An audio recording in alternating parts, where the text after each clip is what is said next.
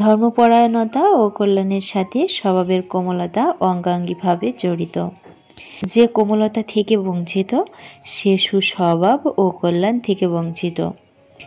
মহাবিচার দিবসে সুস্বভাবের ওজন হবে বিশ্বাসীর জন্যে সবচেয়ে বেশি। নিশ্চয়ই অশ্লীলভাষী ও বাচালকে আল্লাহ অপছন্দ করেন। কোমলতা চেহারার কমনীয়তা বাড়ায়। কোমলতা চলে গেলে চেহারার কমনীয়তা হারিয়ে যায়। অন্যকে ক্ষমা করুন, আপনি আল্লাহর কাছে ক্ষমা পাবেন। কারো প্রতি অন্যায় করে থাকলে যত তাড়াতাড়ি পারেন ক্ষমা চেয়ে নেবেন। প্রতিশোধ নেওয়ার ক্ষমতা থাকা সত্ত্বেও যে ক্ষমা করে আল্লাহর কাছে সেই বেশি সম্মান পাবে। ছোটোখাটো ত্রুটি বিচ্যুতি করা যাদের স্বভাব তাদেরকে সব সময় ক্ষমার চোখে দেখবেন। আসসালামু আলাইকুম, আমি নাসরিন নাহার আছি আপনাদের সাথে। বাংলাদেশি ব্লগার নাসরিন চ্যানেলে আপনাদের সবাইকে আরও একবার স্বাগত জানাই। কাছে এবং দূরে যে যেখান থেকে আমার এই ভিডিওটি দেখছেন, আশা করছি আল্লাহর অশেষ রহমতে আপনারা সবাই ভালো আছেন, সুস্থ আছেন এবং নিরাপদে আছেন। আলহামদুলিল্লাহ, আমরাও ভালো আছি। আল্লাহ আমাদেরকে যখন যেভাবে রাখেন সে অবস্থায় শুকরিয়া আদায় করা উচিত। তাই হয়তোবা বলতে পেরেছি আলহামদুলিল্লাহ ভালো আছি। তবে আমরা কি আদেও ভালো আছি? যেখানে আমার দেশের কোনো মানুষ ভালো নাই, আমার দেশ ভালো নাই, সেখানে আমি কিভাবে ভালো থাকতে পারি? রাতের পর দিন আসে, সারা জীবন কিন্তু রাতের আধার থাকে না, আবার সারা জীবন দিনের আলোও থাকে না। বিপদ আপদ আল্লাহ দিয়ে থাকেন, সেখান থেকে আমাদেরকে তিনিই মুক্তি দেন। ইনশাল্লাহ আমার দেশের বর্তমান যা অবস্থা, এটা হয়তো থাকবে না। ধীরে ধীরে আমরা আবারও আশার আলো দেখতে পাব। কিন্তু আফসোস, যে প্রাণগুলা গিয়েছে, হাজার চেষ্টার পরেও এই প্রাণগুলাকে আর ফিরে পাব না। কোনো কাজ করতে তেমন ভালো লাগছে না, খুব অস্থিরতা কাজ করছে। তারপরেও কাজ করতে না চাইলেও কিন্তু আমরা বসে থাকতে পারি না। কারণ আমি একজন ঘরণী, আমার স্বামী আছে, সন্তান আছে, তাদের জন্য কিন্তু আমাকে কাজ করতে হয়। শরীরটা খুব বেশি একটা ভালো নাই, আর যখন একটু টেনশন করি তখন আরও বেশি অসুস্থ হয়ে যাই। আমার সব সময় হিমোগ্লোবিন কম থাকে এবং প্রেশার লো থাকে, আর মাঝে মাঝে প্লাটিলেটটা কমে যায়। যখন প্লাটিলেট কমে যায় তখন আমার প্রচুর মাথা ঘোরায়, এত পরিমাণে মাথা ঘোরায় আমি নিজে নিজে হাঁটতে পারি না। তো গতকাল রাতে বেশ অসুস্থ হয়ে গিয়েছিলাম, খুবই মাথা ঘোরাচ্ছিল, আমি যে হাঁটবো সেটাও পারছিলাম না, আমাকে ধরে নিয়ে যেতে হচ্ছিল। এরপরে আমি একটা স্যালাইন খেয়েছিলাম এবং কিছু ওষুধ খেয়েছিলাম, তারপরে ঘুমিয়ে গিয়েছিলাম। সকালে উঠে দেখি আলহামদুলিল্লাহ মাথা ঘোরাটা একটু কমেছে। আমার বেশ কয়েকদিন আগের একটা ভিডিওতে আমার প্রিয় লিপি আপু কমেন্টস করেছিলেন, নাসরিন তোমার হাত দেখে মনে হচ্ছে তোমার হিমোগ্লোবিন কম, তো এখন ফলের সিজন, তুমি একটু ফল বেশি করে খাবে। আসলে আপু, আমার কিন্তু সব সময় হিমোগ্লোবিন কম থাকে। ফল আমার অনেক পছন্দ, আর আমি একটু ফল খেতে চেষ্টাও করি, কারণ আমি দুধ, ডিম আর মাছ খুব বেশি একটা খেতে পারি না। আমি যেহেতু এখন বুঝতে শিখেছি, তো অনেক সময় কিন্তু শরীরের প্রয়োজনে ইচ্ছা না থাকলেও অনেক কিছু খেতে হয়, আর আমি সেই চেষ্টাও করি। তবে অনেক সময় দেখা যায় কি, কষ্ট করে খাওয়ার পরে আবার বমি হয়ে যায়। যেমন দুধ খেলে আমার বমি হয়ে যায়, মাঝে মাঝে ডিম খেলেও বমি হয়ে যায়। ডিম ভেজে একটা প্লেটে তুলে রেখে ওই প্লেটটাতেও আমি ভাত খেতে পারি না, আমার একটা গন্ধ লাগে। বড় মাছ তো একেবারেই খেতে পারি না, হাজার চেষ্টা করেও পারি না। তবে কিছু কিছু ছোট মাছ আছে, সেগুলো আবার একটু রুচি করে খাই। যেহেতু দুধ, ডিম, মাছ এগুলো আমি সেভাবে খেতে পারি না, তাই চেষ্টা করি একটু ফল খেতে। আসলে বেঁচে থাকতে হলে তো কিছু না কিছু খেতে হবে। যাই হোক, এখানে আমি সকালের নাস্তা রেডি করে নিচ্ছি। তো কিছু কামরাঙ্গা আমি মরিচ আর লবণ দিয়ে মেখে নিয়েছি, আর এপাশে আমি গত ভিডিওতে যে ছাতুটা তৈরি আপনাদের সঙ্গে শেয়ার করেছিলাম, সেখান থেকে কিছুটা ছাতু নিয়েছি, আর দিয়েছি একটা কলা, একটা আম। কামরাঙ্গার মধ্যে যদি একটু কাসুন্দি আর একটু ধনেপাতা দেওয়া যেত তাহলে খেতে আরও বেশি ভালো লাগতো। তবে আমার বাসায় যে কাসুন্দি ছিল সেটা নষ্ট হয়ে গিয়েছে, আর ধনেপাতা বাসায় নাই, তাই দিতে পারি নাই। গত ভিডিওতে লিপি আপু জানতে চেয়েছিলেন যে ছাতু, আমচুর পাউডার এবং হিং এগুলা কোন কাজে কিভাবে ব্যবহার করতে হয় সেটা আমি জানি না। তো আপু ছাতুটা চাইলে আমার মতো এভাবে আম, কলা আরও কয়েক রকমের ফল দিয়ে মিশিয়ে খাওয়া যায়। আবার চাইলে শুধুমাত্র ছাতুটা আপনি পানির সঙ্গে গুলে তারপরে একটু লবণ দিয়ে শরবত করে খেতে পারেন। চাইলে দুধ, চিনি আর একটু লবণ দিয়ে শরবত করে খেতে পারেন। আবার চাইলে শুধু আম, শুধু কাঁঠাল এগুলা দিয়েও কিন্তু খাওয়া যায়। তবে যেভাবেই খাওয়া হোক না কেন ছাতুটা খেতে কিন্তু বেশ ভালো লাগে। এই যে জামাটা দেখতে পাচ্ছেন এটা আমার অনেক পছন্দের এবং শখের একটা জামা ছিল।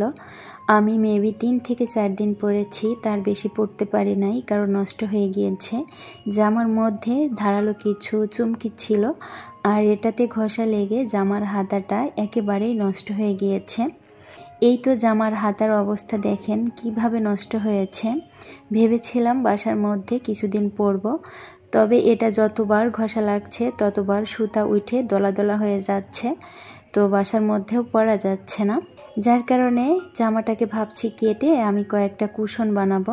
নিচের অংশটা দিয়ে আমি একটা কুশন বানাবো 20 বাই 12 সাইজের, আর উপরের এই অংশটা দিয়ে আমি আরেকটা বড় কুশন বানাবো 20 বাই 20 সাইজের। পিছনের অংশটা কিন্তু এরকম এক কালারের, তো উপরের অংশে আমি উপরের পার্টটা দিব এবং পিছনের অংশে আমি পিছনের পার্টটা দিব।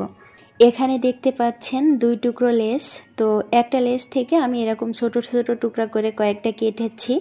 তো এতটুকুই লেস আমার কাছে ছিল, ভাবলাম এই লেসটুকু একটু কাজে লাগাই। আর এটা হচ্ছে আমার একটা হেজাব। হেজাবটা অনেক দিন পরেছি, এখন আর পরা হয় না, একটু নষ্ট হয়ে গিয়েছে, তাই এটা দিয়ে আমি একটা দরজার পর্দা তৈরি করছি। শুধুমাত্র উপরের অংশটা এরকম চওড়া করে একটা সেলাই করেছি, নিচের অংশে এরকম কারচুপির কাজ করা আছে, যার কারণে নিচের অংশটা সেলাই করা লাগেনি। আমার পর্দার মাপ অনুযায়ী আমি উপরের অংশটা সেভাবে সেলাই করে নিয়েছি। একই রকমের এটা হচ্ছে আর একটা হেজাব, এটা হচ্ছে সাদা, তো দুইটা দিয়ে আমি একটা দরজার পর্দা বানাবো। অফ ক্যামেরায় জামাটা কেটে এই তো আমি একটা 20 বাই 20 সাইজের কুশন আর একটা 20 বাই 12 সাইজের কুশন, দুইটা কুশনই বানিয়ে নিয়েছি।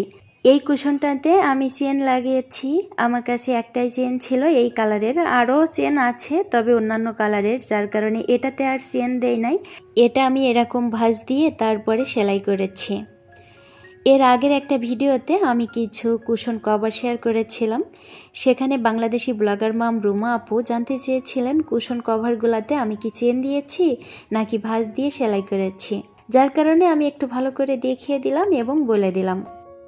কুশন কভারগুলো বানানোর পরে আমি কিন্তু যেটা যেখানে দিব দিয়ে দিয়েছি, আর দেওয়ার পরে দেখতে কিন্তু খুবই ভালো লাগছে। জামাটা যেহেতু একদমই নতুন ছিল, যার কারণে ফেলে না দিয়ে এটা দিয়ে আমি কিন্তু সুন্দর দুইটা কুশন কভার বানিয়ে নিয়েছি।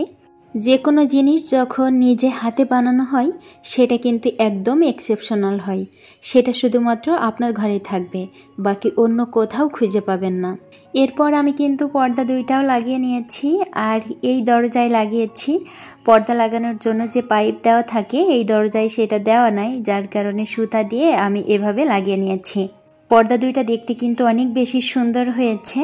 আমি যে লেস ছোট টুকরা করে কেটেছিলাম সেগুলো এরকম টার্সেলের মতো আমি পর্দার দুই সাইডে এভাবে সুতা দিয়ে লাগিয়ে দিয়েছি, এতে করে জিনিসটা দেখতে আরও বেশি সুন্দর লাগছে। এরপর চলে আসলাম দুপুরে রান্নার আয়োজনে। এখানে আমি কিছু কামরাঙ্গা এরকম ছোট টুকরা করে কেটে নিয়েছি, বেশি পরিমাণে পেঁয়াজ নিয়েছি আর কাঁচামরিচ নিয়েছি।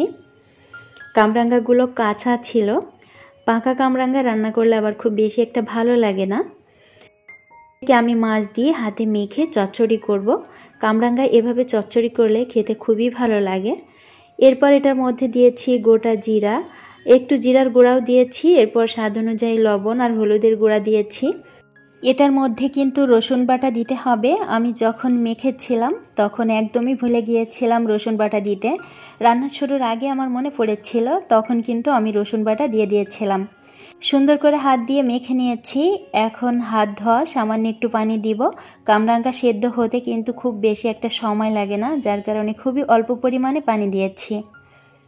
ছোট মাছ দিয়ে এই চচ্চড়িটা রান্না করলে খেতে বেশি ভালো হয়, তবে বাসায় ছোট মাছ ছিল না, যার কারণে আমি বড় মাছ ছোট টুকরা করে কেটে তারপরে ভেজে রেখেছি। তো ছোট মাছ দিলে আমি কিন্তু কামরাঙ্গার সঙ্গে মেখে তারপরে দিতাম, যেহেতু বড় মাছ দিচ্ছি যার কারণে ভেজে রেখেছি। কামরাঙ্গা কিছুক্ষণ রান্না করার পরে আমি ভাজা মাছগুলা দিয়ে দিব। ডাল রান্না করার জন্য এখানে আমি ডালের মধ্যে যে মশলাগুলো দেওয়া হয় সেগুলো দিয়ে সুন্দর করে হাত দিয়ে একটু মেখে নিচ্ছি। আজ বাসায় কোনো বাজার ছিল না, কি রান্না করব সেটাই ভাবছিলাম। বাড়ি থেকে মাইমুনার বাবা কিছু কামরাঙ্গা এনেছিল, সেখানে কিছু কাঁচা কামরাঙ্গা ছিল, তো ভাবলাম এটা রান্না করি আর ডাল রান্না করি, পাশাপাশি বড় মাছ আছে, তো সেটা আলু আর বড়ি দিয়ে ঝোল করব। বাসায় যেদিন বাজার থাকে না, যেদিন আমি নিজে বুদ্ধি করে এটা সেটা রান্না করি, সেদিনই দেখি যেন খাওয়া দাওয়া বেশি ভালো হয়। যাই হোক, আজ ডালের মধ্যে আমি হিং দিয়ে তারপরে ডালটা রান্না করছি। ডালের মধ্যে হিং দিলে ডালের স্বাদ কয়েক গুণে বেড়ে যায়। অনেকেই জানে না হিং কি রান্নায় দেওয়া হয়। হিং সাধারণত যে কোনো ঝোল তরকারিতে ব্যবহার করা হয়। হিং দিলে রান্নার স্বাদ তো বাড়েই, পাশাপাশি হিং কিন্তু অনেক উপকারী একটি মশলা। যাদের গ্যাসের সমস্যা আছে, আমাশার সমস্যা আছে, মানে যারা পেটের পীড়ায় ভুগছেন, এছাড়াও যাদের শ্বাসকষ্ট, ব্রনকাইটিস, অ্যাজমা এসব সারাতে হিং অনেক কার্যকরী ভূমিকা রাখে। হিং দিয়ে কিন্তু বিভিন্ন ধরনের ওষুধও তৈরি করা হয়। যাদের হজমের সমস্যা আছে তারা হিং দিয়ে তরকারি রান্না করে খেতে পারেন, তাহলে কিন্তু দ্রুত হজম হয়ে যায়। হিং হচ্ছে একটি গাছের আঠা, সেখান থেকেই মূলত এই মশলাটা তৈরি করা হয়। যারা আরও বেশি কিছু জানতে চান তারা চাইলে গুগলে সার্চ দিয়ে জেনে নিতে পারেন। তো আমার চচ্চড়ি তরকারিটা কিন্তু রান্না করা হয়ে গিয়েছে, আমি এখন নামিয়ে নিচ্ছি। নামানোর আগে একটু ধনেপাতা কুচি দিলে ভালো হতো, তবে বাসায় না থাকায় দিতে পারি নাই। এরপর আমার কিন্তু বাকি রান্নাগুলাও করা হয়ে গিয়েছে, তো আমি খাবারগুলা টেবিলে দিয়ে দিয়েছি। এখানে আমি ফ্রোজেন লেবুর রস নিয়েছি, এগুলা আইস কিউব করা ছিল। আর এই সাইডে আমি 2 লিটার দুধ জাল করে নিয়েছি। এখন দুধের মধ্যে আমি লেবুর কিউবগুলা দিয়ে দিয়েছি। দুধটা যখন এরকম ছানা কেটে গিয়েছে, সে পর্যায়ে আমি চুলা থেকে নামিয়ে একটা ছাঁকুনিতে সেঁকে নিচ্ছি। ছানা কাটার জন্য এখানে আমি লেবুর রস ব্যবহার করেছি, চাইলে ভিনেগার দিয়েও কিন্তু ছানা কাটা যায়। যেহেতু লেবুর রস দিয়ে ছানা কেটেছি, তাই পানি দিয়ে এটাকে ভালো করে ধুয়ে নিতে হবে, না হলে কিন্তু টক লাগবে। ভিনেগার দিলেও কিন্তু ছানাটা সুন্দর করে ধুয়ে নিতে হয়। কিছুক্ষণ রেখে দিয়েছিলাম, তারপর কিন্তু ছানা থেকে একদম পানি ঝরে গিয়েছিল। এরপর আমি ব্লেন্ডারে ব্লেন্ড করে নিয়েছি।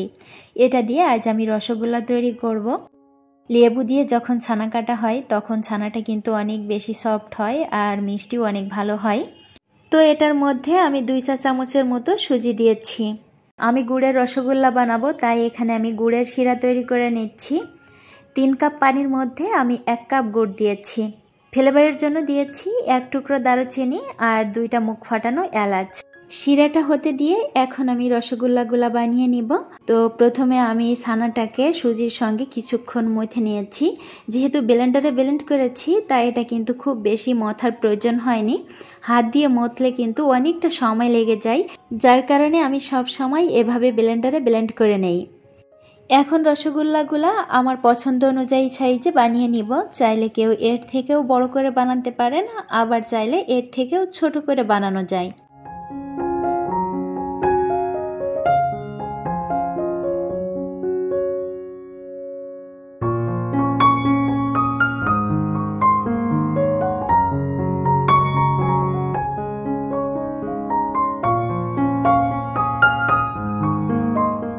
শিরাটা যখন ফুটে উঠেছে তখন কিন্তু আমি মিষ্টিগুলা দিয়ে দিয়েছি। 5 মিনিট চুলার আঁচটা বাড়িয়ে আমি জাল করে নিয়েছিলাম। এরপরে চুলার আঁচটা মিডিয়ামে রেখে আমি 25 মিনিট মতো জাল করেছিলাম। তো আমার মিষ্টিগুলা কিন্তু হয়ে গিয়েছে, এখন আমি চুলাটা বন্ধ করে দিব। আর এভাবে ঢাকনা দিয়ে ঢেকে তারপরে ঠান্ডা করে নিব। এটা কিন্তু ফ্যানের নিচে দিয়ে ঠান্ডা করব না। মিষ্টিগুলা যখন ঠান্ডা হয়ে গিয়েছিল তখন বাটিতে বেড়ে নিয়েছিলাম।